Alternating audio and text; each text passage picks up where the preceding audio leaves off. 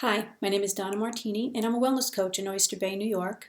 Lately, I have had a lot of people come to me with serious anxiety issues, and we're talking every age group. I've talked to other coaches and therapists and people that I work with in this industry, and they're all saying the same thing. There's an epidemic of anxiety right now. So I thought I would put out this podcast, actually a video cast, whatever you want to call it, video blog, just to give you a bunch of ways to maybe combat stress on your own or for family members, helping family members. And we do this before we go to the doctor and get put on a drug. So yes, anxiety can be extreme and sometimes drugs are necessary. But leading up to that point, there's a bunch of things we can do on our own to try to see if it's environmental stress that we're dealing with or potentially if it's food allergies. So I thought I would put out this blog, and I have it written down. I have a bunch of ways. So I'm going to be reading a little bit just to keep myself on target. But basically, this is from my own life experience and my own coaching experience dealing with people for over 25 years now. And I also have family members with high anxiety, including my daughter, who will speak to it one day. We'll get her on here with me. And what she does, she's a PA, so she comes from now a medical approach and also our self-help approach. And some ancient techniques as well that I'm going to go over. Okay, so we have children as young as 2 with anxiety symptoms, and we have everybody up to the elderly, of course, that we're dealing with here. So it's for everyone, but you have to obviously suit it to your needs and your family's needs. So let's see. The first thing I like to tell people is stop blaming yourself, stop hating your body and your life, or thinking that there's something wrong with you because you have anxiety. Sometimes the anxiety is real and based on something real life, and sometimes it's just the body responding or improperly responding to the outside world or to issues and to daily life. Okay, so there's 2 different things going on. We could have serious episodes in our life going on and serious reasons for stress. And then there is the idea that every day is a stressful event and there's something going on in our bodies we need to balance. Okay, or potentially there's a trauma that we need to address from a while ago that triggered anxiety. But let me just talk about anxiety first, because some people confuse anxiety and fear. And anxiety is basically, it's more physical. It really comes from the belly, and it's sort of like a spinning kind of thing. Fear is more head-based.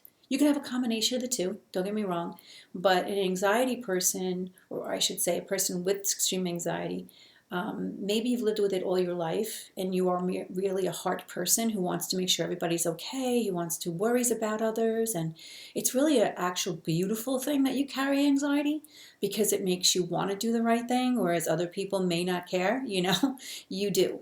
And you care very much about what goes on in your life, and you maybe worry about what's going to happen next. Maybe you've had bad episodes in your past that would predicate the need to worry. All of these are very genuine, very realistic situations that are going on in our mind and in our hearts. But bottom line, we need to get over the habit of being in anxiety mindset because it's not getting us anywhere. In fact, if we have enough worries in our head, we walk into the situation. If you find yourself saying, see, I knew that was going to happen, I knew that was going to happen, it doesn't necessarily mean that you have prophecy or that you're psychic. It could mean that you literally created that episode and you walked into it. Okay, so there's 2 different things going on. Usually when we have prophecy, we're also given a way to combat what's going to happen. So that's important because prophecy isn't like predicting the future. It's about seeing the future before it happens with the potential for maybe changing the outcome. Okay, that's what prophecy is. Premonitions are different. Being psychic is a little different, but people don't generally know which is which. Am I really seeing what's going to happen, or am I seeing what may happen? There's different philosophies on this, and I'm not going to go into it, but if you have anxiety and you keep seeing things going wrong, ask yourself if you can see things going right, and switch your mindset right away to believe in the power that you have. I wrote a book called My Mini Book of Mighty Mantras, and we're going to be talking about it a little bit about mantras, but potentially there's 369 mantras in here that keep me stable and keep a lot of other people stable. I wrote it for that. I wrote it to overcome our fear, our anxiety, our anger, our resentment, and all the other emotions that we are sometimes stuck with. So understand that this is the human kind of persona that's coming out. This is a human gig here that we have these fears. Because our souls, all right, and that bigger part of us always believes in the better outcome, always knows the better outcome. We don't always listen. And we definitely won't hear anything within our mind if we are in that state of being, if we're compulsed in anxiety and fear and anger. Okay, so this video here is more about what we can do for ourselves to kind of like give ourselves a checks and balance. The first thing is to start out and say, hey, is this my body or is this me? Is this a past trauma or is this about really the future? All of these questions that we can ask, if we're open to hearing it, and we have to demand that we are open to hearing it, we will get the information, because that's how tuned in we are to higher knowing. All right, so right away say to yourself, well, if I'm a spiritual person and I believe in, let's say, God or whatever your faith is, I have no faith if I have anxiety. So I have to be a more faithful person. I tell this to my mom, who's this ultimate Christian. I said, Mom, when you have anxiety, you're not believing God's going to take care of everything. She goes, oh, you're right. Then she has anxiety because she has anxiety. But the point is that we can constantly repeat that mantra. I have faith in the powers that be. I believe in me. And then we switch the energy that we're sitting in. And we're going to talk about that too. So the first thing we need to do is stop hating or blaming ourselves and stop thinking that it could be, we're broken or we're damaged. Some people think they're actually better than others because they have anxiety, because they worry. Okay, that's like the saint mentality. You're a saint or a martyr because you care so much about people. You worry about them all the time. Let me change that mentality on you right now. Flip it. Because if you're worrying about someone, then you're seeing them in their weakness. You're not seeing them in their strength. You have to flip it, especially with our children. We have to believe in their power to rise and make the right decisions, and that's what they rise up to. If we constantly see them in this negative light, they're looking at their souls through us. They're not seeing their power, they're seeing their weaknesses. Okay? The coach of the football team would not be doing that to his team. He or she would know what their team is capable of and build on those strengths. Okay? Help them to learn how to deal with their maybe potential weaknesses or areas they need to improve. But basically, they would send them out there at the time they know that person can excel. We need to do that with our family members, our spouses, our co-workers, our employees. We have to understand where they're coming from and then build on their strengths to let them rise up instead of worrying about what they're going to do next or what catastrophe is going to happen, okay? All right, so the number 2 thing that I have written down here is that we're not weak, okay? And of course, biochemically speaking, we can have imbalances that create an anxiety impression, that leaves that impression on us. Now, if anxiety is not new to you, that you've been dealing with your whole life, consider it your gift. Consider it that you are a person who comes from the heart and that anxiety puts you in a compulsed state that you really want to flip on yourself back to love. And we can go over that in a whole other video another time. But let's flip it to the person who maybe is not used to dealing with anxiety. They're used to being strong and moving forward. And all of a sudden now they're having mini panic attacks or they're having palpitations or there's something going on in their body and they're all of a sudden worried about everything. Okay, well, let's see if there was a past trauma or a recent trauma that may actually be coming to the surface. Or it could be something going on biochemically in your body. All right. I once had a client come to me and he is off the wall with anxiety, and he sat in front of me. He'd been to every therapist, he'd been to his regular doctor, he was on drugs, on Xanax, on everything you can imagine, and he still has anxiety. He really felt like he wanted to commit suicide. He came to me in desperation. I met him for the first time. He came recommended to me. He sat at my kitchen table across from me, and as he was speaking and crying about his life, I right away asked for, my higher understanding, soul-to-soul communication with him. And what I was hearing was, he looks like a girl. And I laughed inside. I mean, it was a serious situation, but there was something funny about what I was hearing in my head. And I looked at him and I was asked myself the question, well, what's the difference between a man and a woman? And I heard in my head, testosterone. So I stopped him from talking for a second. I said, listen, I'm about to stick a bow in your hair. I said, you're sounding less like a woman. I said, I bet you any amount of money you have no testosterone. Well, he started laughing when I told him about the bow in the head. It changed the whole, the whole energy of the room and our little talk. And he realized that something could be going on in his body. He right away took the onus off his life and off himself and his mind and everything else. And he's weak and blah, blah, blah, blah, blah, blah, blah. And we sent him to the doctor for full blood work, and sure enough, he had no testosterone. He was really tanked. So we got him fixed up. He went to a regular doctor. We went to a homeopathic doctor. We got him all kinds of herbs. He did have to go on regular meds for a little while. I think he got some shots just to get him up to balance and bring him to ground zero, because he was way below ground zero. And we started weaning him off the drugs. And then as he started coming to me more, I realized that he told me the worst of his days were usually on a Monday. And I talked to him about that, and I listened to my head, and I said, okay, I'm hearing a question. And I posed to him, so what are you drinking on Friday and Saturday night and Sunday afternoon? And he admitted to drinking the whole weekend and then feeling this anxiety on Monday and never putting the two together. He just assumed it was his business and it was work that was making him feel that way instead of the alcohol. And I said, well, alcohol is a depressant. It's also sugar. If you're loading up all weekend long, you're definitely going to crash on Monday, and your body has to deal with that. Long story short, he admitted that he has alcoholic tendencies, and we weaned him. We weaned him to the point where he no longer needed alcohol. Okay, we balanced his body. We gave him everything he needed, and minerals and nutrients and whatever else we could. I sent him to a biochemical nutritionist, and this is where it ended up. So he was able to lift out based on testosterone, and then he was able to turn his life around, realizing that what alcohol was doing to him physically.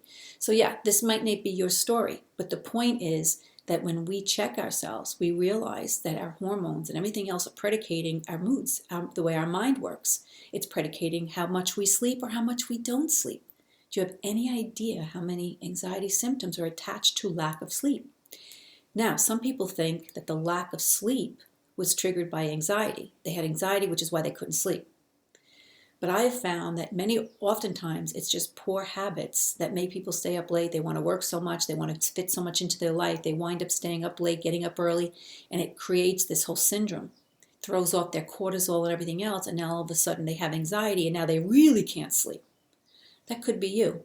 On the flip side, if there is stuff going on in your life and you have high anxiety and you can't seem to settle down, there are plenty of ways that you can help yourself to try to figure out why you're staying awake. Something as simple as writing it down before you go to bed, everything that's on your mind, so that it's there for you in the morning. So you can say, listen, I'm not going to deal with this at all if I don't get rest. Tell your ego brain that's spinning and spinning in a drama cycle, it's allowed to come back in the morning when you can deal with it. But right now, you need to fortify and you need to sleep.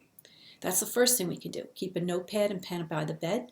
Write things down if we wake up and we have a panic attack over something that's supposed to happen the next day or we need to remember. Fine, write it down. Put a little flashlight there. And make sure that you look at it the next morning and act on whatever it is and get in that habit so that your brain gets trained, okay, to understand what's going on and it can rest after you write it down. Something that my entire family uses is lavender. Okay, I have doTERRA oils that I use. I feel like they're the best. And so I turn a lot of people onto this, but I turn my children onto it. They can't live without it now. Lavender oil is the number one thing you can use. I actually put it into our organic coconut oil. I put some drops, rub it, put it all over my face, and it acts as a toner for my face, and it really helps with my skin. But it also, you'll be breathing it in all night. You can put it in a spray bottle, a couple of drops in a mister. You can spray it on your pillow and all around you. You can diffuse it in the room in a diffuser. Any of these ways works. There's also other oils that may resonate with you. You can go on and read all about essential oils and different ones that work for different things. But the great part about essential oils is it's literally physical. It's a physical thing you can do to trigger your limbic system, which is the middle of your brain. And I think it works because it helps unite the left and the right brain to unify. So we're not all stuck in that left brain that's spinning, spinning, spinning, spinning.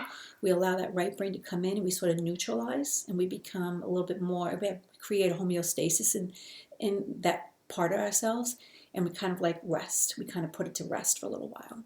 So you can just go around all day long, sniff it, okay? You spray it in your room, in your office. It helps when you have meetings, when you spray lavender first. It's awesome. There's a rosemary as well we can do it with, and there's a few other ones that can really trigger the limbic system, which is the oldest part of our brain, basically. We used to sniff out things just like an animal. And so the idea of being able to use that part of our brain to help us diffuse other issues in our brain. Makes sense, right? It's a physical thing we can do. It's very low cost. It will last a very long time, one bottle. And it will help in many areas of your life beyond just sleeping at night, because there's an oil for everything. It comes from the earth. It's made of the same materials that you are. So there's a synergy there. Don't forget, you were created, your body, the human brain, everything else was here long before drugs, long before science called anxiety, some kind of disease or condition or mental illness. All right, so this is just an imbalanced part of the body. Anxiety is a symptom of something else that may be going on. It could be something emotional, it could be a past trauma, it could be your body imbalance, but we're going to figure all that out. We're going to ask why, and then we're going to take steps. And little by little, we layer those steps, and you realize that you're building more power, and you're getting yourself from below ground zero to ground zero, and then you're lifting, okay? So it's a process you can undertake. You have full power of it. You don't have to rely on a doctor to do these things. Okay? You bring the doctor in, but if you don't try all of these things first, you're going to be like that man that I coached who came to me on all the drugs. Nothing was working. And when nothing worked, he was suicidal. Also, if there are things in your life that are things in your body that are imbalanced, okay, and you're having anxiety, you're having some kind of mental breakdown, and it's predicated on your body, it's really a reason of the body, and you're taking a drug to try to compensate for that symptom, and that drug is not hitting the right part of your body to fix the issue, then you may be making things worse. That's why suicide is a symptom of psychotropic drugs and things like Prozac and other different name brands.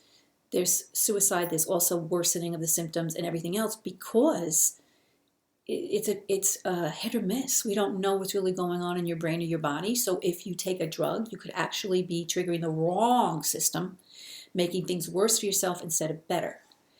Also, if you take a drug and you don't stop certain habits, alcohol being one of them, drinking alcohol or eating the wrong foods, we're going to go into that next, then you're literally making your problem reoccur every single day, which the drug won't work at all. It will work for maybe temporary, and then you throw it off because you're adding more chemicals in.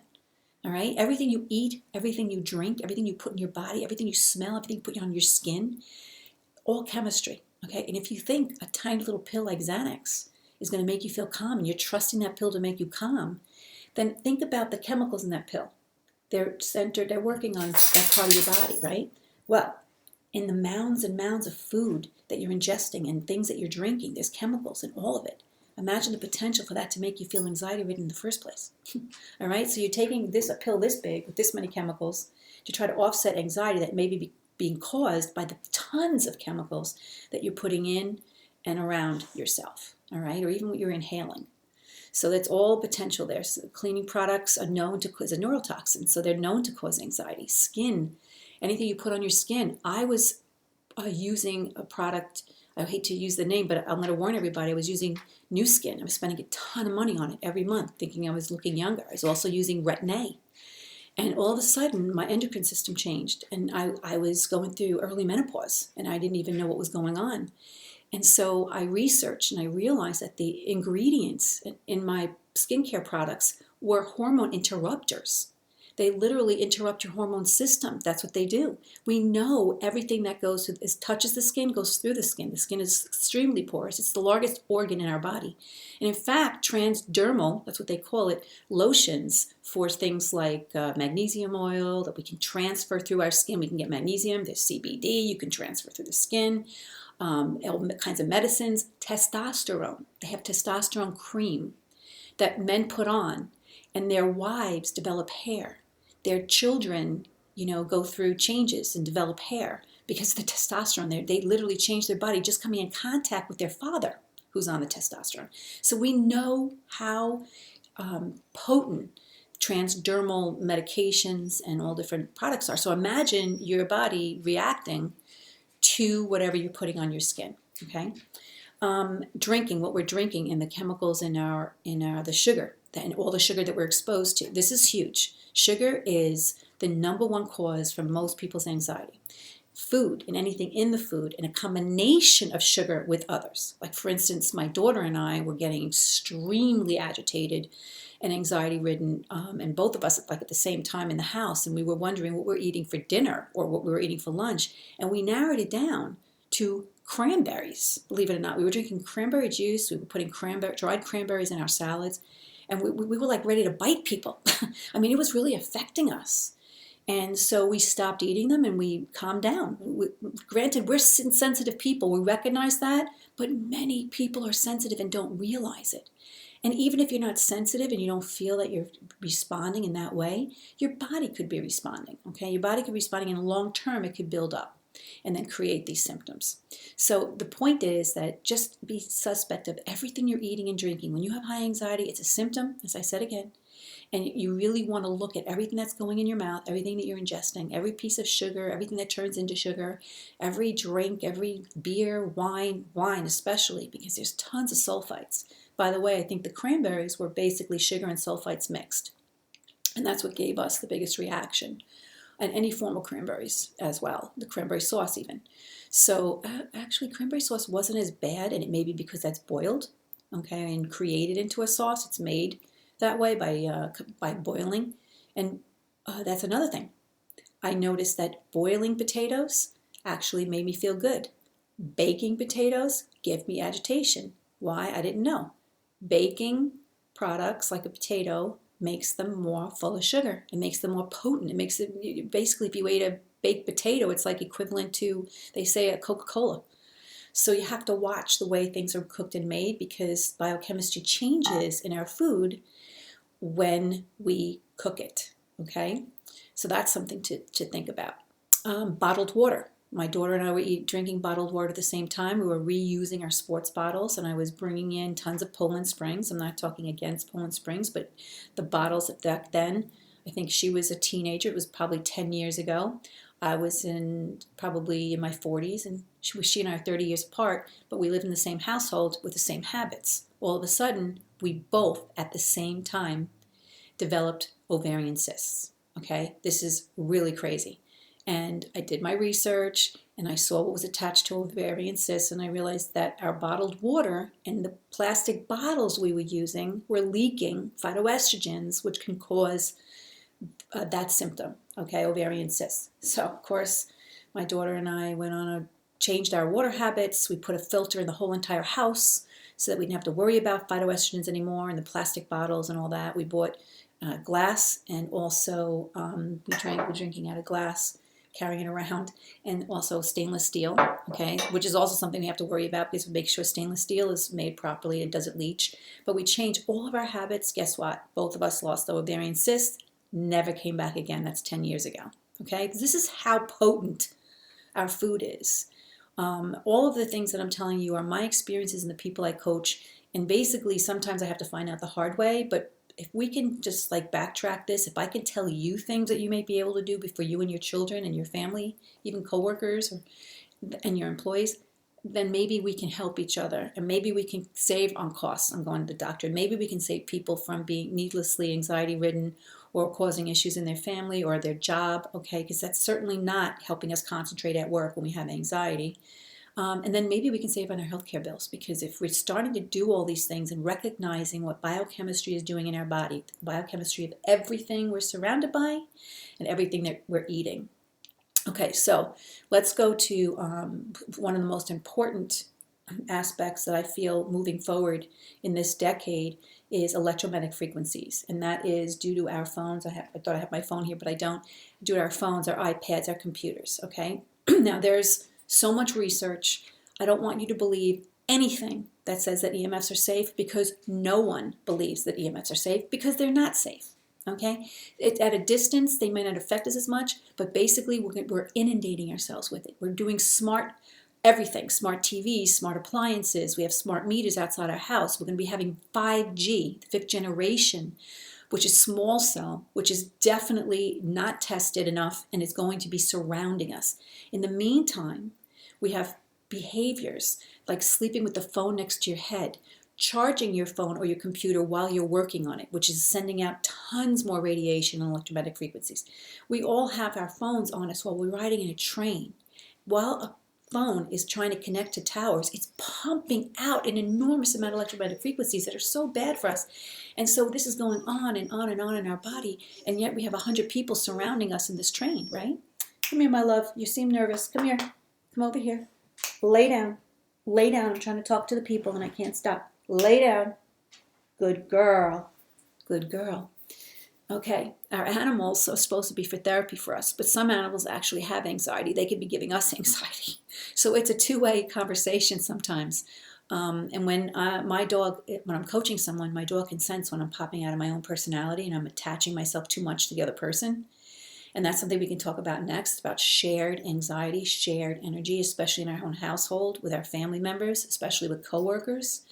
Or if we're in a job like nurse or doctor or hairdresser or anybody who's connecting with people, especially physically, we are sharing energetically not only the space between us, but what we're projecting out, which is what was coming out of our heart and our brains. So our brains are electrical, our hearts and brains are magnetic together. They create their own electromagnetic frequencies, which is why it's so dangerous to be around man-made, because those man-made frequencies are connecting to us, or our bodies are interrupted. Our normal course, our natural course of what we're doing to connect to the earth has been interrupted by these man-made. And that's what causes all the imbalances, especially lack of sleep, okay? Because people are sleeping too close to. I actually turn off my Wi-Fi at night. I recommend every family do this. I spent, I think it was $11 for a remote control plug from Amazon, okay? There's a bunch of them on there. And basically it plugs in between the wall socket and your Wi-Fi router, and it has on it a mechanism and has a remote control that you bring to your bedroom or your hallway, whatever it is, and at night you turn it off, you click it off, and in the morning you turn it back on when you need it again. In the meantime, the whole house has no electromagnetic frequencies going through it from your Wi-Fi. It's a calmer kind of situation. In addition to that, I also have a grounded pillowcase. Okay, so my pillowcase is plugged into the grounding outlet. There's 3 prongs when you have an outlet, electrical outlet, and the bottom one is your grounding hole. Okay, and so I had my house tested. I put a tester in there to make sure that it was actually grounded to the ground and not just haphazardly, grounded to each other. Each outlet grounded to each other. That's dangerous. That's sending out an awful lot of electromagnetic frequencies we don't need. So basically I did that, and then I plugged this pillowcase into the wall, and I sleep on that. The difference between my sleep, just doing those 2 things, I was sleeping at night, but never really sleeping. I felt like I was never coming out of a REM state to go into a deep sleep. I would spin and spin and spin. I would remember every dream. I would create stories. I'd create movies. It was horrible. I never felt rested. I was waking up in terrible shape every day, exhausted, walking around my house like a zombie.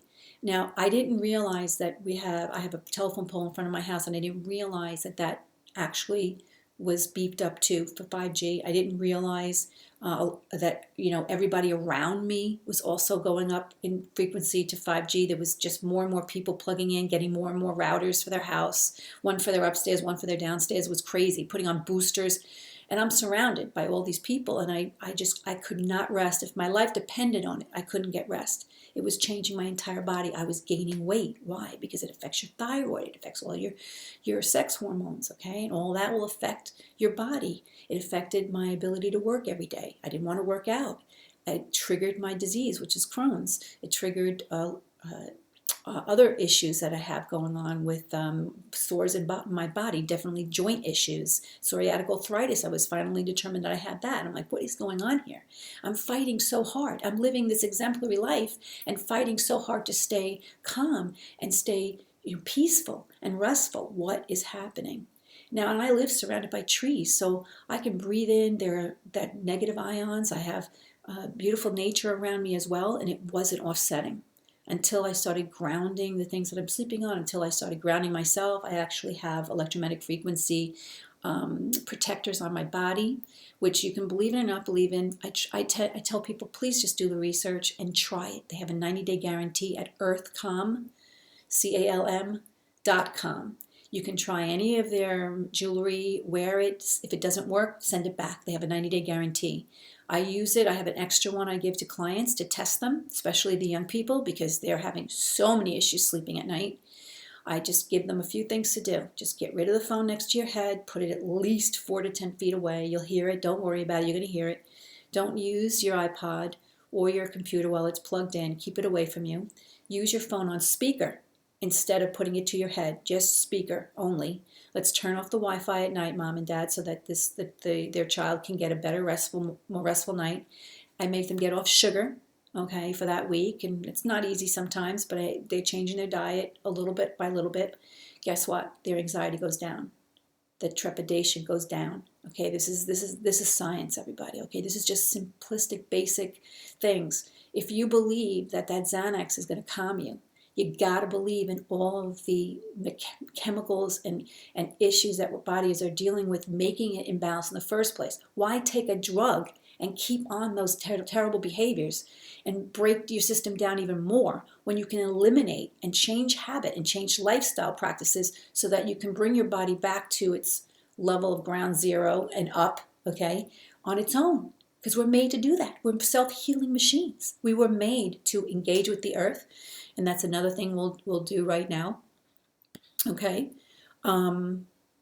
We have to connect to the ground and earth ourselves every single day. Right now, we wear shoes, we're disconnected, we never go outside, put our feet in the dirt, we don't go to the beach as much. And we're talking every season, all year long. When it snows, I'm out there. I bundle up, but I put my bare feet into the snow, and I take it as long as I can. It's cold, but I take it as long as I can. Got like a little freezing feel there, but it wakes me up. It connects me to the earth. I imagine the earth's energy pumping right through me. Again, I'm going to let you know, you are made of the same exact nutrients and minerals as the earth, except the earth is what, 1 billion times bigger than you? So the earth has the potential to right your wrongs in your body. This is science, again, scientifically proven. It generates negative ions, which offset all the positive ions, okay, which are created by pollution and everything else. Sometimes just wind can create positive ions, but for the most part, we're generating them. And free radicals and everything else we're dealing with. And the earth gives us this supercharge. So I call it supercharging, because we put ourselves into the earth and we connect and we imagine that this energy is flowing up, because it is. And then we have a more potential to be bigger than we are and stronger than we are, to heal ourselves and to also help other people. Okay? If we disconnect, we never have that potential. And we're actually disconnected from what was put there for us to connect to. So if you doubt that you can get helped by the ground, I want you to doubt that the entire earth was made with the human in mind, and with the human made with the earth in mind, to connect and to help each other. All right, does that make sense? Because I think it's a better explanation than a damn Xanax pill. All right, and I'm not going to put down drugs, because if it's definitely necessary and we can't find the cause and the person's still anxiety ridden, sometimes a Xanax can help them feeling like they want to jump off a roof. I certainly want to give them a Xanax before that gets to those. But I want to know, when people work with me, they really want to go the holistic way. We have to go from drugs and wean to that healthy lifestyle practice. We have to get rid of every single negative, precursory kind of issue in their life that makes them feel that way. So let's go back to what we feel from each other and the energy that we're sharing with each other, because that's super important, especially for caregivers. We definitely take on energy from one another. What do you think that a therapy dog is? Okay, the therapy dog calms us. We're sharing energy. How many problems does a dog have? Not many. They have this unconditional love, this ability to forgive, and they just reek of like love for the most part. Most dogs. Obviously, if they're not, they wouldn't be a therapy dog. But the point is that they definitely have the ability to emit this loving, calm energy that we resonate with, and a lot of animals do. Okay. They also have the ability to sense and feel when there's danger and when there's negativity. We have dogs that can sense cancer.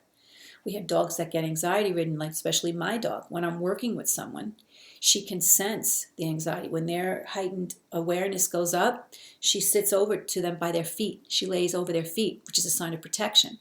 But the funny thing is, and I didn't know this the first 2 years that I had her, she would react and whine all the time when I was coaching someone, whether it was on the phone or in person. And people would say, oh, she's just jealous because you're spending time with someone else. And I said, no.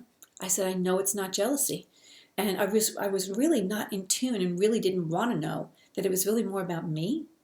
That when I was on the phone with someone, I needed to stay in soul, I needed to stay in power, but sometimes their energy would affect me, be so powerful, it would affect me, and I would change my mood, change who I am, and my energy would definitely go more towards what the mess they were in rather than the strength that I needed to maintain to help them.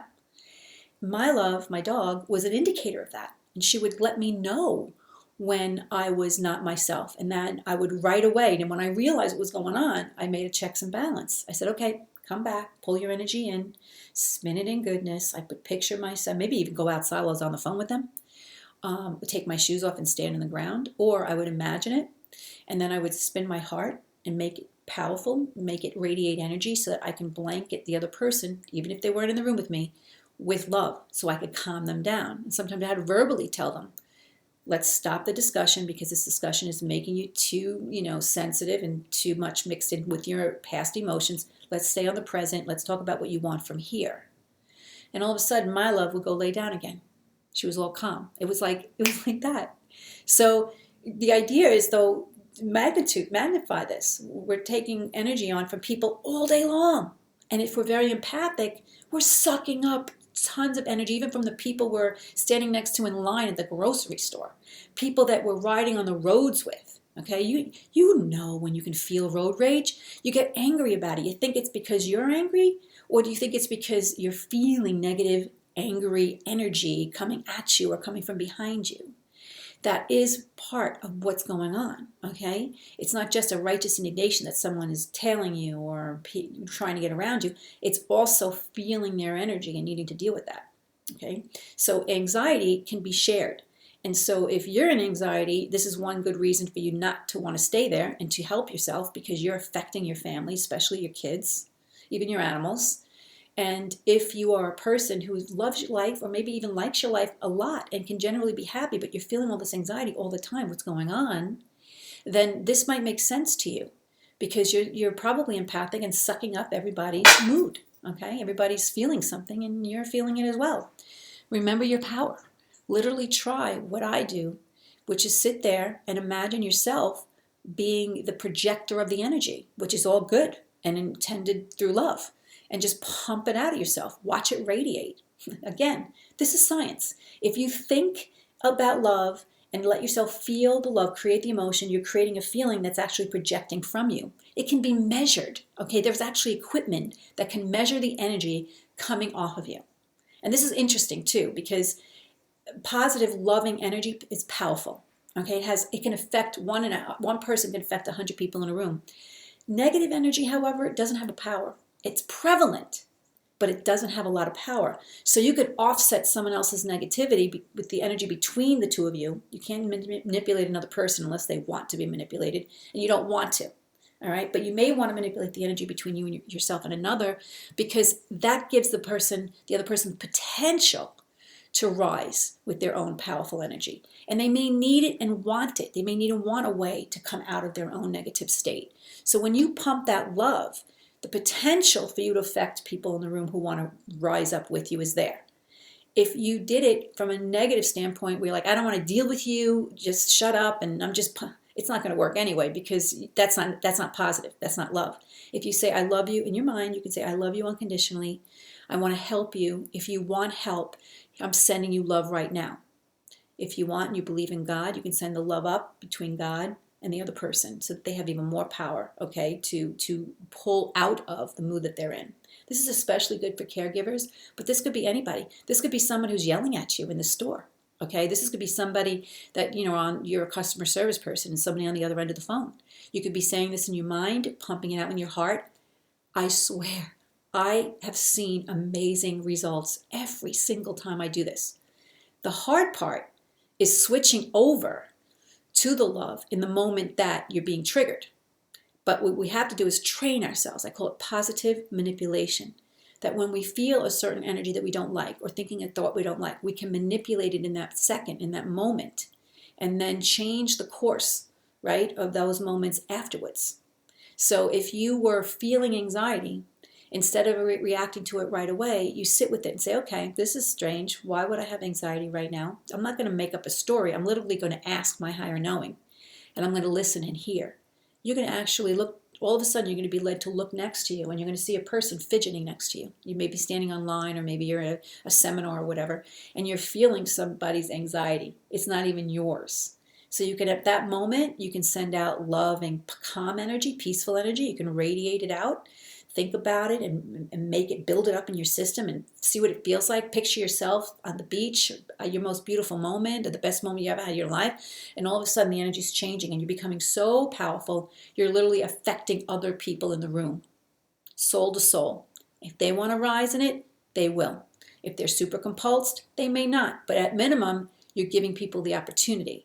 And again, this isn't Donna Martini talking. This is science. If you want to see any more of this, you can tap into Joe Dispenza, Greg Braden, Gaia TV, GAIA.tv. Join for, I think it's $10 a month. They might give a yearly discount. You're going to see so much on this. Watch some amazing movies. One that's old, but it really makes sense is What the Bleep Do We Know? Okay, and Marla, the woman who is deaf, I forgot her last name. She stars in it. There's a scientist named Candace Pert, and she gives all kinds of information on molecules of emotion, which is a phenomenal book. If you like science, you're going to love it. And this is where I get a lot of my information over the decades, by reading and researching and understanding. And of course, years ago, this was a lot of theory, and I would hear it in my head and say, what? Is this real? And I would go and search out the answers, and I would find it. But it was hard to find. Now it's everywhere.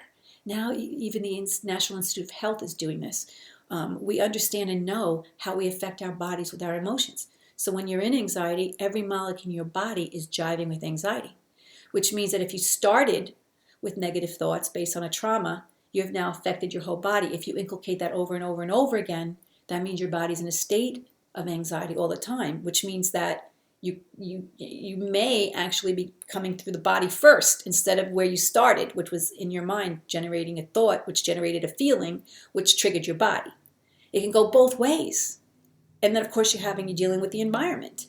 And speaking of the environment and other people, let's get to something that is really at a deficit here, causing so many issues, is television. Okay, and I noticed this in my own life because I was getting addicted to the news. This was a couple of years ago, especially when we had the election and I saw what was going on, and the negativity was it's getting monumental. Now, I have the gift of prophecy. Not all the time. I get prophecy coming in based on my goals that I set and based on my desires and what I want to achieve. I will have prophecy sometimes to go with that. Well, my main goal is to help educate people and let them know the power they have to create positive change. I teach positive manipulation, which is manipulating energy. All right, that's all it's about on a physical, mental, emotional, and spiritual level, so that we can live in our most potential and also help as many people as we can to understand what they're living with. Okay, it makes us way more powerful when we understand our bodies and our emotions and how everything relates to the outside world and each other. It makes us very powerful.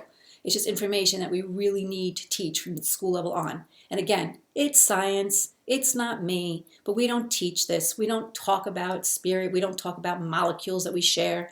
We say we are one, but we don't really give the science behind it. And as soon as we talk about science in certain circles, we're either condemned, especially if it's a religious sector, okay, because they just don't think they go together, which I think is bizarre, because I say to them, okay, so who do you think made science? If God made everything, God made science, okay? If scientists are tapping into what God already made and trying to figure it out, that's a good thing. We can relate it back to the Bible. We can relate it back to spirituality and what God had said and what words were used in the Bible. That's awesome. Let's do that. Let's make it so that we can all be on the same page about what love is and about energy and about what we're sharing. Okay, Father, Son, Holy Spirit. If you're Catholic and a Christian, or if you're a Jew, oh my gosh, Kabbalah is like amazing. You want to understand your body and science? The Kabbalah did it.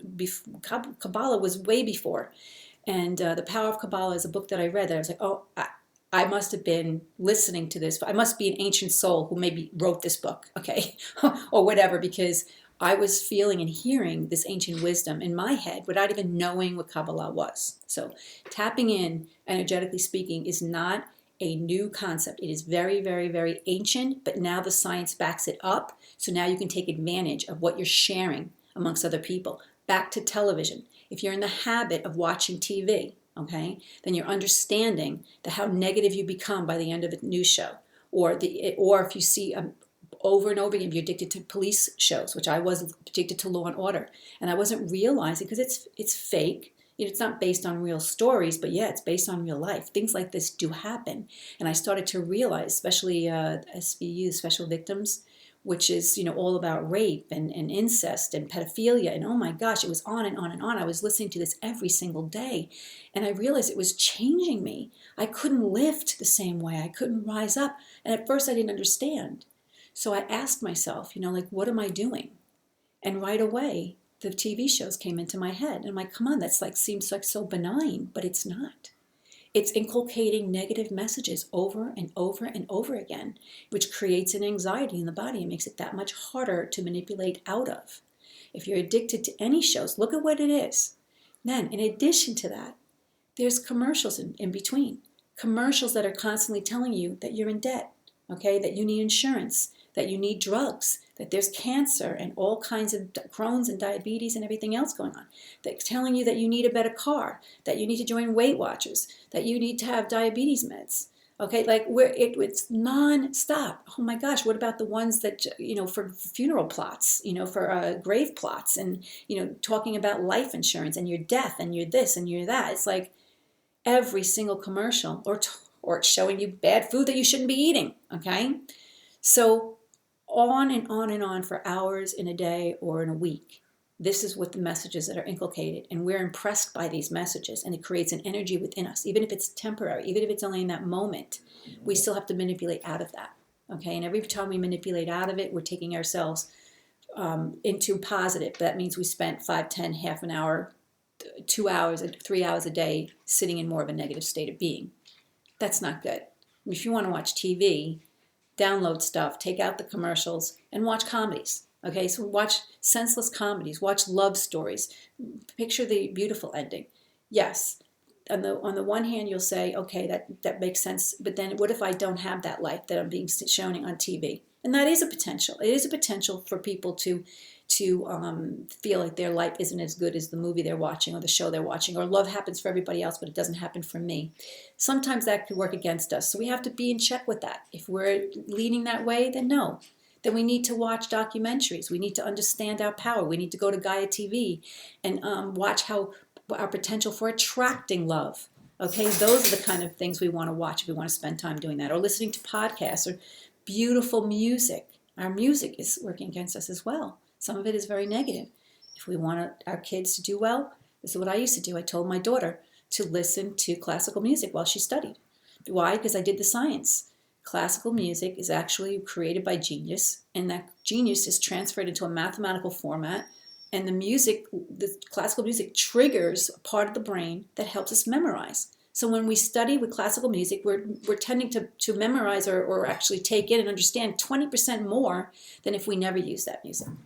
Now, flip it. If they're listening to rock and roll, a lot of kids want to listen to rap or whatever it is while they're working, and there's words in there. There's an actual combative kind of thing where you're listening to words on one end and trying to study on the other. I find for myself, it does not work. I need to listen to something instrumental and very calming, and then I can concentrate better. Some kids swear they do better with the terrible music, okay? But they're also coming to me for anxiety. So I really think that listening to music, that's my dog. I'm sorry she's playing with a toy, but I hope you don't mind the extra noise if you hear it.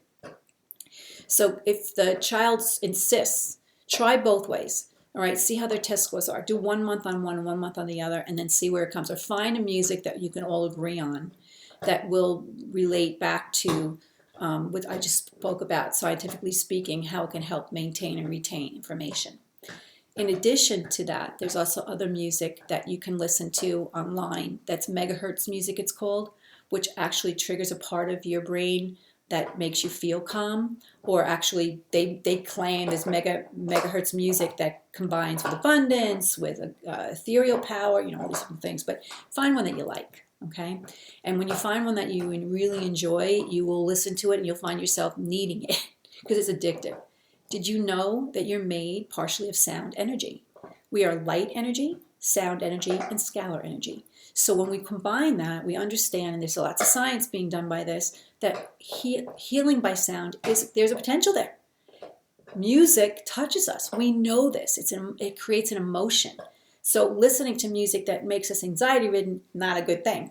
Flip it on ourselves. Find what raises us up. Immediately putting it on, as soon as we're feeling any kind of anxiety coming on, we right away, we grab mantras. It doesn't have to be my book, but it could just be something you wrote down, a mantra that helps you get back. I have faith in the power that be. I believe in me.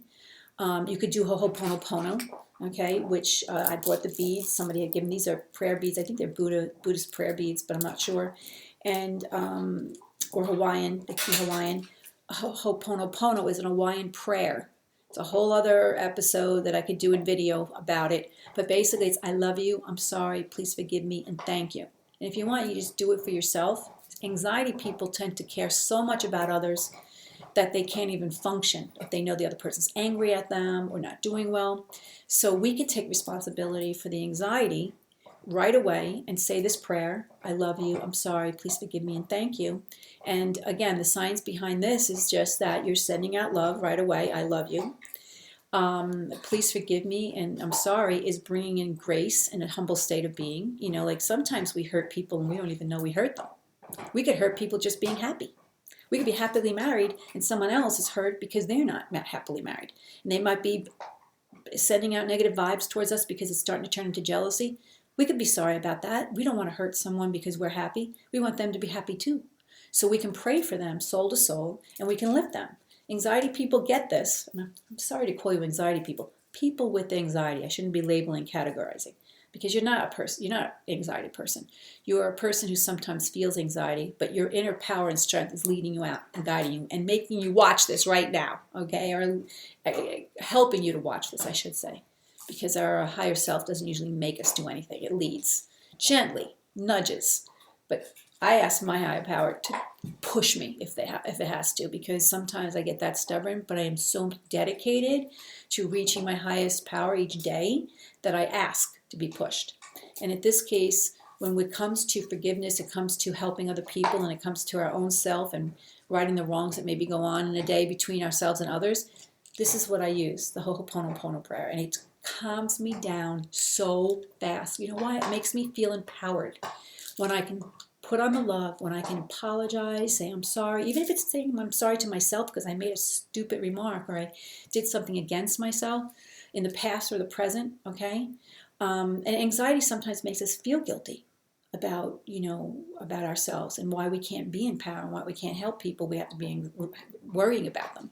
So this is awesome to do for ourselves as well. Ho'oponopono. Ho'oponopono. I believe it is. And you will find it on the internet and all kinds of information about it. But imagine going through this whole thing and saying those mantras. Either it's your mantra that you created that's super powerful. It's a prayer that you know, okay, from the Bible or whatever book that you read, the Quran or the Old Testament, whatever it is. Or it could be about just saying, I'm empowered, I'm empowered, I'm empowered, I'm empowered. Something as simple as that. Or say whatever divine being that you look up to, whether it's Jesus or God or whoever, saying their name over and over. I would suggest that you only do a divine being and don't bring anyone else in, and make sure it's all positive and loving, okay? Because we can bring in stuff that's not so positive either, right? It's all about energy. All right, so we went over television, we went over what you're watching, we went over what you can bring in to help yourself. Let's go over some practical things, like what we could do in our diet. I'm not sure if you know who Hippocrates is, but basically every doctor takes the Hippocratic Oath, and that's the do no harm. And Hippocrates lived about, I don't even know, thousands of years ago, before everybody. I mean, literally thousands. In Greece, in the island of Kos, and I know this because I went to visit the land of Hippocrates and where he originated from, he was considered the father of medicine, which is why doctors nowadays take his oath. The problem is that they took his oath, but they don't follow his guidance and his practice. Okay, they put in medicine, whereas Hippocrates was more about self-help and healing the system. And he actually said, before you treat a sick person, first change their diet. And if that doesn't work, treat the disease. So basically, he knew that so many conditions were food related. Now, here's the crazy part. That was food related way back before there was any chemicals, pesticides, or anything else. So listen, one person can eat a peanut and get a great form of protein. Another person can eat a peanut and get a mold allergy. Another person can smell or lick a peanut and die. So we know that everything is chemistry, and it all turns out different in every person's body. So you have to be suspect of everything you eat. I suggest to people when they're really dealing with a lot of issues is to go on the elimination diet. So just bring your diet down for 1 week to practically, we're talking about total calories, eat your calories, but eat your food, but only the certain types of food and a certain small amount, so your body gets cleansed and it's an easy breakdown and an easier time digesting and a simpler time to deal with any histamines that may be created by it. And then once we do that, we can understand, after about a week, we can reintroduce foods that may be triggering. We're talking nasal issues, swelling, congestion, watery eyes. That's all part of it, especially for wheat and dairy. But what people don't realize is their hormones could be changing from their food. They have skin conditions from it, and it takes a while to get the body back to balance. So if you find that you feel good after a week, stick with it. Only introduce a few more foods, and then see in 6 months how you feel, because it basically takes about that long to balance out your hormonal system. You'll feel better every day going forward, but it still takes a while to get yourself back. And that's when you really see sometimes a lot of weight loss because you're not eating things that have a ton of sodium in them. Sometimes you'll just see your moods are calmer because you're not eating anything that's triggering you with sugar or other ingredients like sulfites and neurotoxins and all the chemicals that are put in food as preservatives. On and on and on. So we need to do that. And then when we want to introduce back in, just remember, whatever came from the ground that was whole and pure and pesticide free is probably going to be good for you. All right, depending on your body, and you can do more research based on yourself and what your symptoms are. We're going to do better and do well eating those things. So introduce those in and take responsibility for that. Ask your body what it wants that's healthy for you. You're going to be led and guided. And then add in nutrients as well. Again, this is all, maybe you need to do under the guise of a doctor or a natural practitioner or a nurse practitioner who deals with this or a biochemical nutritionist. All of these people will help you if they're tuned in with what biochemistry does. If they give you a blanket diet, run. Don't give them a dime. If they give you a blanket diet, for elimination diet, that's one thing. But if they give you a blanket diet of all different kinds of foods that have nothing to do with you and your body and maybe your potential allergies, then they're not doing the right job for you. Okay? We need to search out and seek out what triggers us. And we can only do that if we start very bland and then start adding things slowly and get our own base of good food, healthy foods that we know work for us and that keep us calm, keep our body in homeostasis, and don't throw off our hormones or any of our other body systems. Okay? So, and sugar. Let's keep remembering sugar because it changes everything about our brain chemistry. It triggers the dopamine center, which makes us that feel-good hormone, but it crashes us right after. And it eliminates your ability to really cope. Think about it. If it makes you high 1 minute and takes you down the next, you're up and down yo-yo, and then you'll keep craving it because it is an addictive substance. It's no different than cocaine and heroin as far as the addiction and the dopamine center where it's attached to. Okay?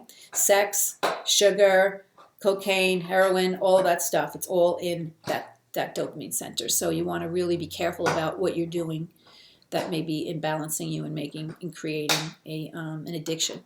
Could be good to be addicted to even exercise, but if you're doing it too much and you're hurting your body, then no, it's not good, right? So everything in moderation. Moderation for you, what that means to you, okay? Let's go to coffee and caffeine because most of the people that come to me are not only anxiety-ridden, they're crashing and burning at certain times during the day. They can't sleep, so that's why. And they keep pumping themselves up with coffee thinking that that's going to help them. So unfortunately, I was on that syndrome and I recognized it and I realized it was throwing off my cortisol levels and I was going through adrenal fatigue. All right, just simply from sleeping, not sleeping, and coffee intake. So I did my research and I realized everywhere I looked, coffee was not really a bad thing at all. As long as you did organic and you didn't have pesticides attached to it and you did your moderation for your body and your body size and whatever that means for you, it was okay. It was actually could be healthy. All right. And so I didn't want to give up my coffee, but I was drinking I'm going to just show you, 2 giant mugs a day. All right. And I thought, well, that's not going to be healthy for me because that equates to, I can't even imagine, 4, 5, 6 cups of coffee. And it was too much for my body. I'm only 5'2", 116 pounds. So I was really overloading and I saw the symptoms. But I didn't want to give up the coffee. So instead, I went out and I bought organic decaf and I started weaning myself off of the regular caffeine by making my coffee 1/4 decaf and 3/4. I actually started with an eighth of decaf and the rest of 7/8 or whatever it is of regular. And then every couple of days I would cut and cut and cut and cut into it till now I do 3/4 decaf and 1/4 caffeine. And guess what? I didn't feel any symptoms between because I would change the recipe based on how good I felt. If I didn't feel good that day or I had a headache or whatever, I just put it back in and then weaned a little slower. It did take me a couple of weeks to do this, but it really wasn't a big deal. I still get to have my delicious coffee that I love so much. But it's not triggering me and making me crash and burn in the afternoon. I can work 12 hours straight before I start feeling tired, and that's normal. I mean, if you work 12 hours, you should be tired at that point. If I find that I need caffeine because I didn't sleep right that night, I try to not do it. Maybe I'll do a tiny bit in the afternoon, early enough where it won't trigger me not sleeping that night, but maybe just a little bit. And I don't see that there's anything going on that's negative about that, but basically, a lot of people are relying on that coffee in the afternoon, and it's depleting them more, and it's infecting their sleep at night, okay? So try the weaning process. Try switching over to some herb teas that don't really have caffeine, or maybe that some of them do in the afternoon, but you're having just very little, and it's also giving you an antioxidant boost, or green tea especially, or any kind of really good teas that also work for anxiety. There's tons of them. Go do your research, find ones that you like. Some of them have lavender in them. Some of them are filled with ginger. Ginger works for some people.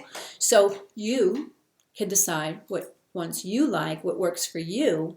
Recommend them to your friends, see if it works for them. But basically, you're going to have your own kind of recipe, your own kind of menu of everything that's in your life that you know works, because you're going to be trying them and you're going to be moving forward, feeling more in control, more empowered over what's going on in your body, what you're taking in. Okay, what you're standing around and what you're dealing with in the outside world, and then how you can control your mind and what thoughts that you have. So far, that's everything we've been talking about, is just gaining more control and more understanding of who you are in your body, and that anxiety is just an offset. You are not the anxiety. The anxiety may have taken a hold of you partially because you didn't know the power existed. You didn't know all the potential to be able to rise up. All right?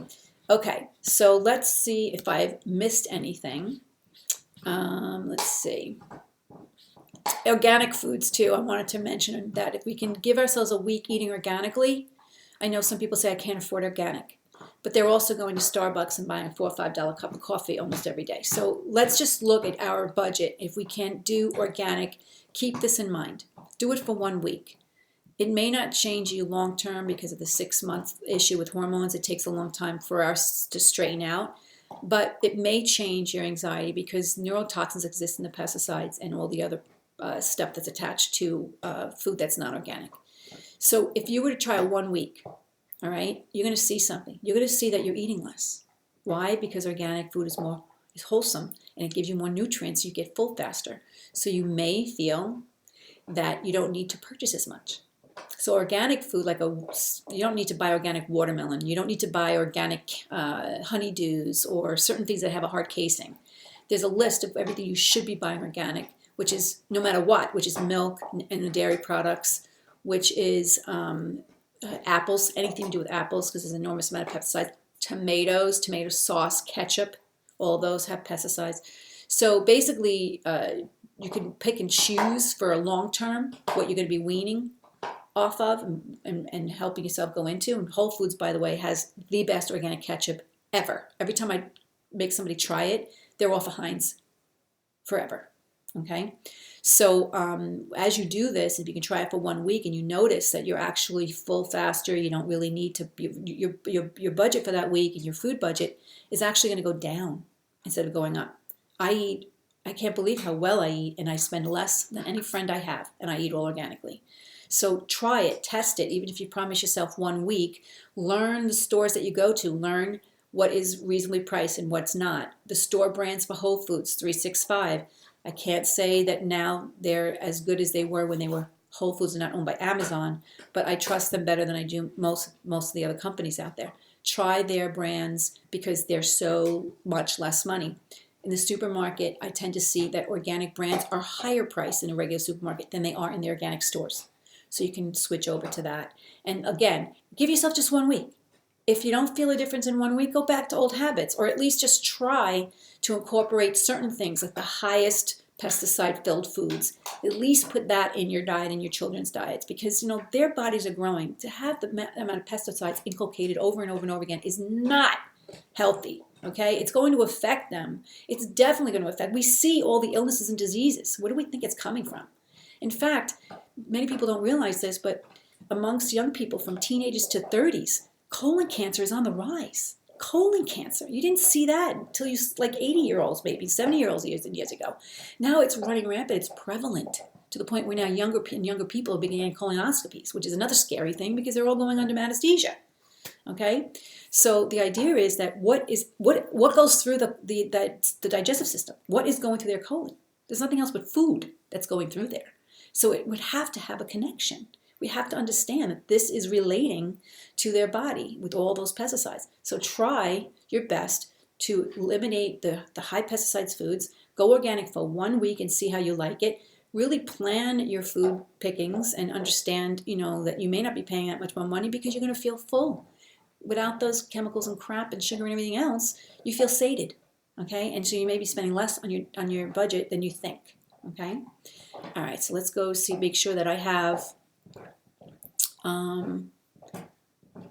there is science, in the pesticides and issues because it's made to kill insects, all right? And it's also known to cause issues and create a neurotoxic effect in the brain. This is all science. Again, it's not me speaking, so you really need to investigate, especially for our children. We went over alcohol.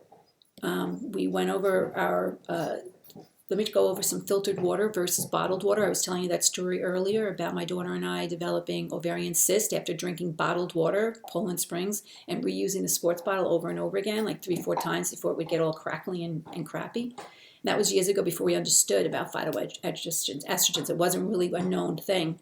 So I switched over to filtered water, and my house has a whole filter on it itself, and then the refrigerator has another filter. I used to have reverse osmosis, which I really trusted, but unfortunately it kept leaking. So I had to eliminate that in my house, and I haven't switched back to a reverse osmosis yet. I think that is a safe way, but there are good filters out there now, so do the investigation. And then I put it into glass or stainless steel, a healthy stainless steel, something made in America rather than in China, because they don't have the kind of laws that we have about protection for the human body. But at any rate, switching over has been so much better. I save a ton of money.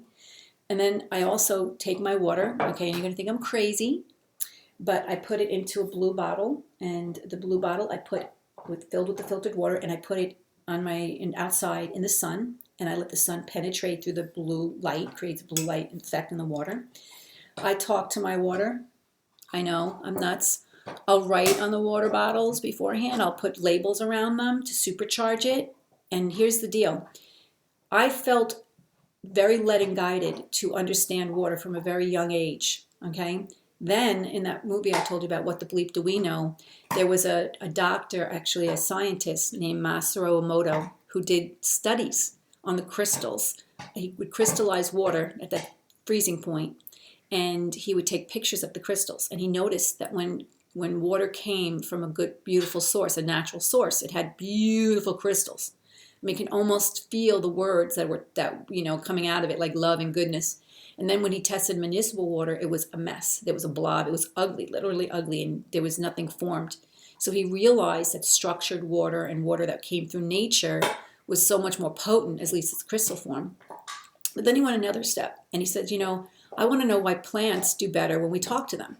And he was smart. He realized that water molecules, okay, is what we have in common between us, what we're breathing out. There's water in that. There's water molecules in every single part of nature. And we are made almost exclusively of water molecules. We're like 60-something% average water, depending on our age. But we are almost exclusively water molecules. So even our bones are made of them. So the idea is that in our body, we know that our body resonates with emotion from head to toe. Whatever we think or feel, we can see that resonation in our body, and we can measure that. Now, if we took water, and water's made of water molecules, and we were able to put emotion in it, if we drank that water, would we change ourselves? Well, Masaru Emoto wanted to know, so he actually talked to the water molecules. He put labels on the bottles saying love, or goodness, or kindness, or gratitude, or whatever it was, and then he would freeze the water, crystallize it to that point, and then take pictures. And each one was showed something so beautiful and amazing. It almost looked like the word that was attached to it. And then he did the opposite. He took bottles of water and he attached things like, I want to kill you, I hate you. And he took those pictures, and the water crystals, they wouldn't even crystallize. It came out, again, like blobs, like very ugly patterns, barely able to form. So, if we were to test bodies through applied kinesiology, which is when you test somebody with the strength of their arm or their leg or their finger, whatever it is, and we would say to somebody, think about something really beautiful. Think about a beautiful time. Think about how much you love your children. And we test them. Their arm would be very, very strong. But if we said, who's the person you hate the most? And they had that person in their mind, we push on their arm would go all the way down. They literally could not hold their arm up. Even if I've done this with men who are 230 pounds, big galoots, and I'm a little tiny woman, I can hang on their arm practically when they're feeling strong.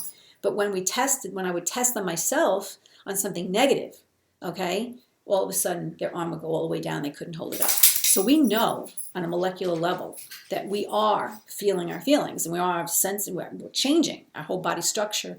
So the idea is that I make this into some really gifted spiritual water, blessed by the sun, infused, and I picture that when it's going in, all the goodness it's giving me. And then sometimes I'll do a little prayer over my water before I drink it to fortify maybe a mantra, okay, that I'm doing about power or love or goodness, forgiveness. And with all that, I'm able to feel more supercharged. Now, people will think, well, this is all in the mind. Okay, fine, it's all in the mind. It is science, and it is in the body as well. But if I'm changing my mind instantly, and I believe more in bringing in some nature, then I'm just fortifying my brain and my mind. It's okay, it's all good. Because what anxiety is doing is just chipping away at the mind and the power and all the things, gifts that we have. So I want to offset that. I'll use every tool I have in my arsenal here to combat. And when we say combat, we're combating our negativity, okay? And the more we realize that we don't have to combat anymore, the more we realize it's just a matter of snapping our fingers and moving into a state of positive manipulation and just changing over, from one thought to the next thought, and all of a sudden we changed over every cell in our body. Once we realize that, we're not combating anymore. We're literally just being in the soul. We're being in the power, and we have to manipulate less and less and less. Now, in the interim, though, when we are, let me just go to the water. I actually will put in my essential oils, not lavender. I don't put lavender in, although I think you can do lavender water. You can drink it. There's plenty of oils that I use every single day, from turmeric when there's any inflammatory issue to just wild orange is one of my favorites. It just brings inner peace. So there's lime, there's lemon, there's an oil for just about every issue going on. So it's besides smelling them, diffusing them, and everything else, I put them in my water, I supercharge. And there's ones that you can use in doTERRA, one of them specifically called DDR, that literally energizes and heals us on a cellular level. That's potent because I have been diagnosed with Crohn's disease. So I want to keep my cells energizing at a powerful level. I want my good cells to rise up, take charge, rather than anything that may be going on in a negative way. So I've been able to stay drug-free for this disease for over 10 years. I was told that I would need a permanent ileostomy bag by now. I was told that my type of Crohn's colitis, has this over 65% chance of creating cancer in my body.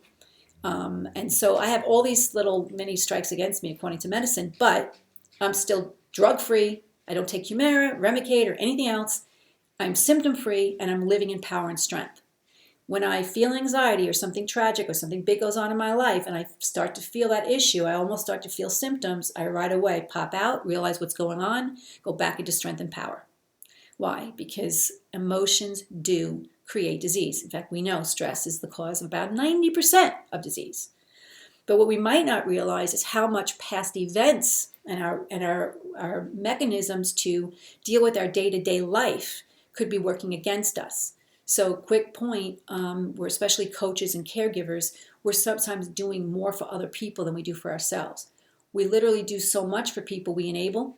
We literally do so much for people we take away from our own strength and power, and we go against our own soul. Our heart wants us to do something so badly, but our brain's saying no, our gut's saying no, okay? We do that, we go against ourselves enough, we break down the body. I know for me, it was definitely, my gut was saying no, screaming at me. And then what happened? One day, it just stopped working. That's when the Crohn's came. My love, come here. Come over here. I'm so sorry about her crying. Come over here. Lay down, honey. Lay down. Lay down. Good girl.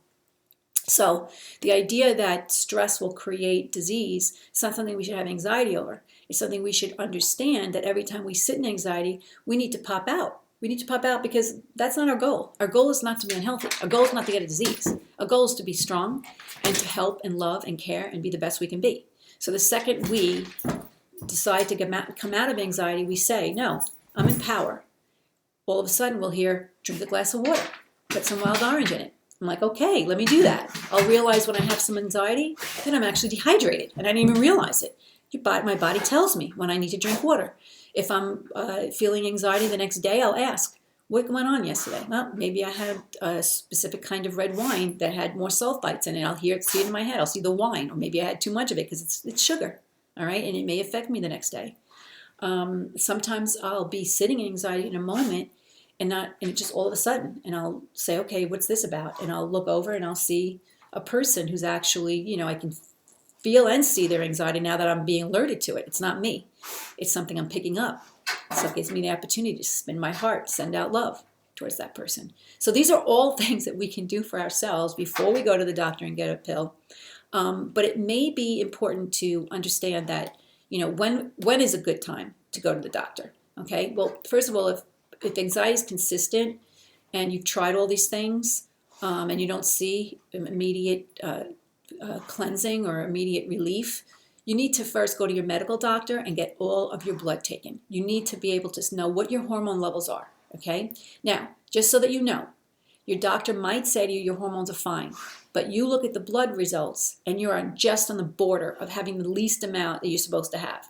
I think for men, testosterone is at 200 and something. That would be the least you're supposed to have, and they consider that normal. It's in the normal range, but that might not be normal for you. You may have been 500 2-3 months ago, and all of a sudden you drop down and you're not feeling your mojo. You're not feeling who you are.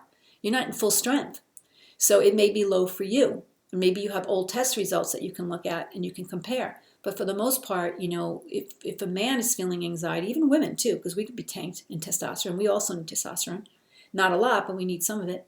It needs to be balanced between the estrogen and the progesterone and the testosterone. There needs to be a ratio there. So we might see an imbalance in that ratio. We'll know right away there's something hormonal going on. We need to test our thyroids and find out what's going on with that, because that also controls a good portion of our body that keeps us balanced. Almost every system in our body needs to be running optimally, and it won't be running optimally if we keep tearing it down with our anxiety, if we keep tearing it down with our lack of sleep, which again can be caused by anxiety or could be a symptom of anxiety. I'm sorry. It could be, yes, both. No. Yeah. All right, you get it. So either we start off with anxiety and now we lose sleep, or we started off not sleeping well and then all of a sudden we have anxiety. That's what I meant to say. So it could be either or a combination even over a long-term period. So one triggers the other. So just be open to all the potential. Go to the doctor, get everything checked.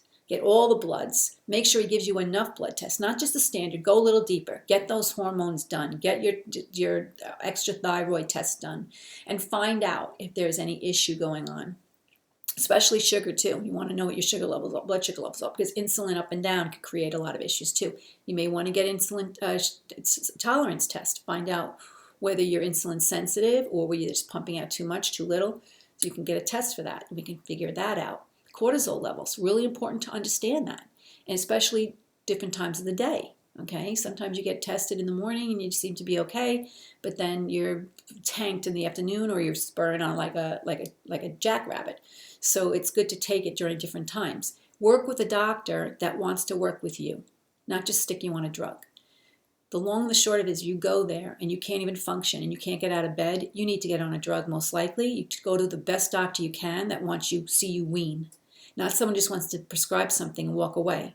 Okay, you need somebody who really cares about your body as much as you do and wants to see you living in your strength, not addicted to a drug or on a drug for the rest of your life. Okay, sometimes doctors are like humans, and this is not about saying anything bad about them, but they don't know all these steps and layers. They don't understand all the aspects because they're not taught that. They're not even taught about food. So it's up to us. A doctor can help treat us, but it's up to us to heal. Okay, that is the truth, and it's not against anyone or the medical profession. It's just they don't know enough. Nobody knows enough, but our inner knowing can fill us in. If we ask, we will be guided. We will start changing our habits if we're brave enough, and if we're patient enough with ourselves, we will literally change our biochemistry. We can change on a genetic level. We're finding this out now, that stress and trauma can change our genes, which means we can pass it down. It's called epigenetic inheritance.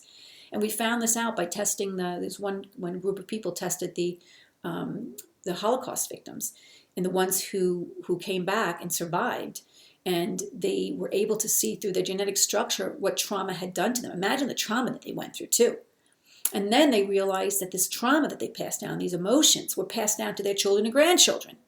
So now the children and grandchildren are dealing with an inherited condition that they don't even have anything to attach to, because they weren't in concentration camps. They didn't see the horror. They heard about it potentially. Some of them didn't, because sometimes the parents and the grandparents didn't want to talk about it. But they feel it. They feel it inside of themselves, because on a genetic level, it's there. Do we want to stay in that kind of state? No. I inherited a traumatic event, I know, from my grandmother, who lost her 2-year-old daughter when she was pregnant with my mom. So my mom's in her belly, and her daughter, who's 2 years old, dies of pneumonia. And now my Nana is going through this trauma. All of a sudden, my mom's born, she becomes this codependent person who's codependent on her mother's feelings. It could make sense if she spent part of her time in the womb, okay, bringing comfort to my Nana, because my Nana was now waiting for this baby so that she could love it because she just lost her other baby. Then I'm born, and now I'm a caregiver. I'm taking care of my mom. I'm totally codependent on her and her happiness.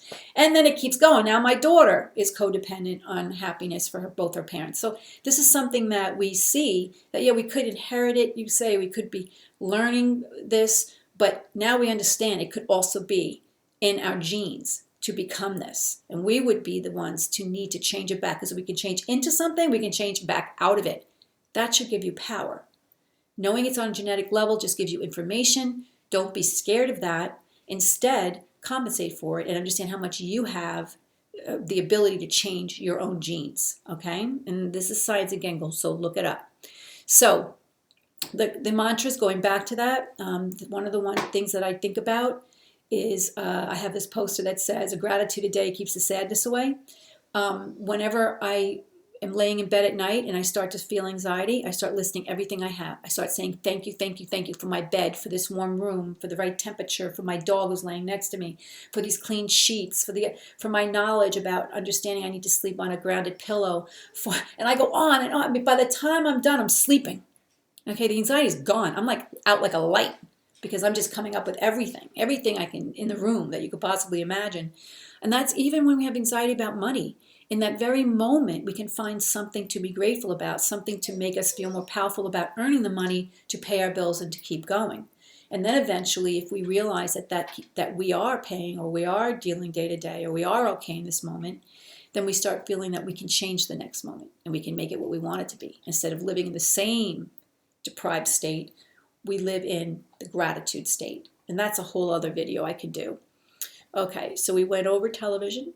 Let's go to volunteering. This one, my friend Dr. Dawn, she was talking about with me on the radio the other day, and she says, just volunteering is something, a way to get us up and out. So yeah, and I listen. I volunteer my life. That's basically I work a tremendous amount of pro bono. In fact, I only work for money so I can keep working for free. That's the truth.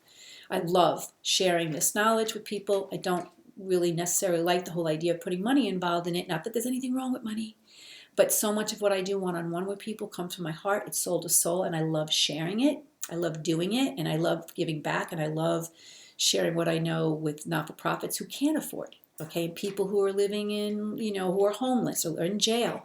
It's so important that they need the most, and they have no cash, no money to pay. So I love being able to work for them for free. It lifts me every single time. And then, of course, I'm back to the rest of the world, or the money-making world, where I need to be able to pay my bills. So I go back and forth with this. It sometimes creates an anxiety within me because I really just want to be able to do like I used to do, which is completely work for free and not worry about money. Long story short, that dynamic changed, most likely because I attached some kind of negativity to money. I thought about it as not being something I wanted to be in between me and another. So that's my issue to heal out of, and I recognized it. So going back to working for free and helping to volunteer, I can separate that now. I can separate the people who can afford it from the people who can't afford it. The people who need it the most because of the situation they're in versus the people who have the cash and that I'm actually going to help them make more money if they pay me because they're going to do even better at their job or better in their family. Or if I'm divorce coaching too, so I'm better in their divorce process. They'll spend less money on lawyers if I can help them get along. So they're paying me a fraction of what they're saving, so I justify it and I put it in two. And so that's one of the ways that I healed myself of the issue and pulled myself out. Because I think that volunteering is something we were meant to do, that we should be teaching philanthropic endeavors. We should all be, and I see some of the most wealthiest people that I know who are truly feel this and give and give and give. They make money and they love the fact that they can donate it and help other people. It's just like the joy that they get knowing that they help is immense. It fills you up. It helps you keep going. So maybe there are certain people who have that mentality to actually become super successful. I know for me, that whole desire to become wealthy enough to not have to work, that came from my desire to work for free. And I just kept making deal after deal after deal after deal. And before I knew it, I was able to retire at the age of 44 and just work and just help and create videos and movies and songs and everything else that I needed to do to help more and more people in my activism. So volunteering not only gets us out of anxiety, it can literally lift you up in many other ways in your life and come to the point where you're not even having anxiety over the specific issues you used to have anxiety over because they're done. If money was an issue, you lift it up. You no longer have to worry about that. It comes in one door and you help so many people that it just keeps on coming in as you give it away. Of course, you save enough to live on, okay? Don't give it all away because then you're in the condition where you need to be able to take the help. We don't want that. But the other side of it is that if you're lifting all the time and you're feeling so good about yourself, about helping other people, there's no anxiety. You're in gratitude all the time. And not that you have to be volunteering all the time to get this. Even if you help one person a week, even if your mind's set and you say, I'm helping someone. Whoever comes to me who needs me, if I can help them, bring them in. That's my prayer. Keep the people who don't need me away, that I can't help, keep them away. Keep me the unwilling people that I can't have an impact on, keep them away. But bring in who can help me. And then this way, when they do come in, there's a synergy there that's so powerful and so beautiful that I don't even have to work. Okay, it's just there, it just happens, it just flows, soul to soul, boom. Sometimes people come to me and it's like in 10 minutes I can hear something for them that helps them. Okay, and I say, okay, you can call me again when you need me. And basically I don't hear from them again until like a year later. I'm like, oh my gosh, you have no idea. It's sort of, I have felt a shift and I just went forward with what you told me. Now, I don't even remember what I told them, to be honest, because I was hearing it through them and through their soul-to-soul connection. And we could be doing this all the time. If we're sitting in our power, we can hear. If we're sitting in anxiety and worried about somebody, we can't hear what they need to do. We're just chattling, maybe we're just like doing sinking in their woe is me mentality. Maybe we're telling them things from a humanistic standpoint that won't work or that isn't really powerful enough to pop them out of the mood they're in or the condition they're in. But if we tune in soulfully If we're really looking to volunteer and help someone, and we want to be their conduit for their own souls and higher knowing, we take ourselves out and said, please let me say what this person needs to hear. If you're a God person, put God in immediately, okay, and be that conduit. And understand that the more clean you are in your own energy and the more empowered you feel, come over here, my love, the more you feel a soulful connection within yourself, the more wisdom you're going to have coming through to help that person.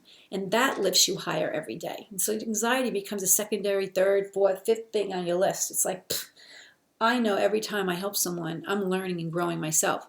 Normally, when I help somebody, coach them, I'm hearing what I need to hear that day to lift me out of whatever funk I might have gotten myself into. So it's all so cool that we have this energetic connection, that we affect one another. Sometimes it works against us if we don't realize and understand, especially when it comes to picking up someone else's negative energy. But for the most part, we turn it around right away and know how much we can share. It's awesome. Okay, so there's some self-help techniques now that I really want to share that work pretty much instantly, that are free. Okay, you can also go to a practitioner for some of these. But if you want to start by yourself, you don't have the money or the cash to go to someone, then I suggest you try by going onto YouTube. There is some technique called tapping. Okay, some people know about it. Some people don't have no idea what it is. But basically, you're going to be listening to someone who's talking about whatever is going on in the system, and then eradicating it through the tapping and eradicating it through positive reaffirmations. Okay, acknowledging what's going on and then reaffirming.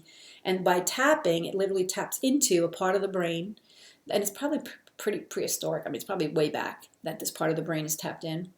You remember this, gorillas and monkeys, you know, the idea of them clearing out and cleaning out negativity, or clearing out and cleaning out their whatever power they have that maybe they need to come back to, okay? So they opening up channels there, or they're opening up chakras. Well, I think tapping has a lot to do with that. And my favorite is Brad Yates. He's online, and he must have like 400 different tapping videos that you watch. They're on all different subjects. Anxiety is one of the biggest ones. Or if you want abundance for money, or if you want to be back in power, if you need to forgive, or whatever the situation is going on in your life that's creating the anxiety. You can start with one about anxiety, and then start asking why you have it. Okay, when you're down to, say on a scale of 1 to 10, you're feeling maybe 9, a 9 as far as anxiety level. Do one for anxiety first. When you're down to now feeling like a 4 or a 3, now ask, where is this stemming from? Because now you're going to be able to hear. Maybe it's because you have money issues. Go back onto Brad Yates. Do one for money, for attracting money, or for being in abundance and believing in abundance. Or maybe it's because you had a fight with a loved one that you have anxiety. Go back on and do one for forgiveness. So you could see how you can pile them and layer them and really come back and just watch him speak the words he speaks. After he says them, you'll have time to say it. Follow his, instructions while he's tapping. You tap in the same place. And it's 5, 6, 7 minutes long, and you wouldn't believe how fast it works. Okay, all science attached to it. Emotional freedom technique and tapping is all science. So go and do it and feel it and be energized by it, and keep recommending it to other people too, because more and more people need to know about it. Gaia TV is something I mentioned before. They have so many different outlets for people to understand their bodies and their minds. Some of it's kind of scientific, some of it's a little harder to understand. But the more I listen to them, the more I glean, the more I tend to understand. Because your higher knowing knows this stuff. Maybe intellectually you don't yet. But the funny thing about listening and being open and mindful of what we're doing and intending to glean what we can, we will pick up so much. The more we listen to it, the more we realize, wow, I understood that. Wow, I got that. First time I listened to it, I didn't know it, but now I do. So just keep on going. Television programs, one of my favorites when I want to watch TV, when I just want to relax and turn off my brain. Little House on the Prairie. Shows like this, I swear to you now, I know I'm a mush, but I cry like a baby at the love between people and the lessons learned. It brings me back to this holistic kind of feeling about life and who we really are, as compared to all of the negativity now with news shows and all the guns and the violence and everything else. So again, we can use TV for good too. We can pop in the videos, our favorite movies, without commercials, or turn the commercials off in between. Sometimes if I want to watch an hour-long show, I'll literally do my laundry, or I'll run in between commercials are on, I'll turn it off, I'll turn up the volume, and I'll run around and do, get things accomplished. So I feel like I'm doing two things at once. But I am being supercharged, heartfully speaking, when I watch these beautiful shows. Another thing that I do is I have the series by Dr. Wayne Dyer. I listen to Dr. Wayne Dyer whenever I'm feeling in a really negative state, long term, like maybe it's more than a day or so and I can't seem to manipulate out of it. I need to remind myself of the power I have. I'll listen to someone like Dr. Wayne Dyer or Greg Braden, Dr. Joe Dispenza, Joe Vitale. I mean, there's so many amazing, and I'm speaking about all men right now, but there are also women that are amazing too. And just get more information about how you're made and about what's could be working against you. Use your higher knowing. Literally ask, what do I need to hear? What do I need to see? And then let your fingers be guided through YouTube. Let your hear in your head. You'll hear how to supercharge or how to be more empowered. And all of a sudden, that search will bring you a video that just hit the nail on the head. Okay, watch it. Don't spin in your drama cycle. Don't let it keep going in that left brain of yours. Allow the right brain to come in by asking the question of your higher knowing, and it will be told to you. You will hear beauty. You will hear wisdom. You will hear guidance. I promise you. Just believe in it, and it will come. It will happen.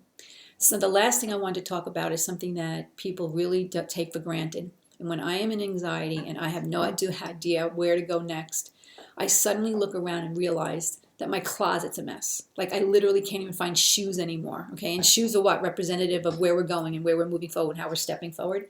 So sometimes just feng shuiing the crap out of your life. Going to your desk, if you don't know where to go next in business, or you're all over the place, look at your desk. Look at the condition of the drawers. Look at the condition of the top of the desk. Look at the paperwork you piled on. Even the garbage bin. Have you cleaned it out recently? Have you shredded what you need to shred and then got rid of the rest? And sometimes it will be the kitchen. You'll be doing badly on your diet. Clean out every closet. Organize every cabinet. Put new shelf liner paper. Clean out the refrigerator. Take out stuff, give it away to the soup kitchen, stuff that you don't want to eat anymore, that you know you shouldn't be eating. Make your kitchen immaculate and perfect, and you'll feel better about going in there every time because it represents you. Everything in our house, in our car, everything we own is representative of us and the potential mood we're in. It will reflect back to us. Any energy that the house is in will reflect back. Any energy we're in, we'll usually see in the house.